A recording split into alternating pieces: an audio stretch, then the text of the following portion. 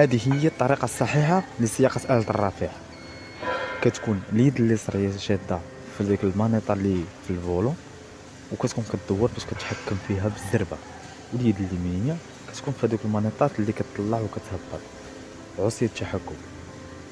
واليسرية كدوز بها الفيتاس، كترجع مساريا وكتقلب في نفس الوقت الطريقة كيفاش كدوز السرعة. كتكون على هاد الطريقة كيف كتشوفوا، اليسرية هي اللي كدوز بها، كتدفع القدام وكترجع للوراء او المسار، يعني كدوز ما انت كدور الفورة مع انت كدوز. هذه هي الطريقة كيفاش كتخدم في الرافعة الشوكية او في الكلاف، هكا باش كيدوز الفيتاس.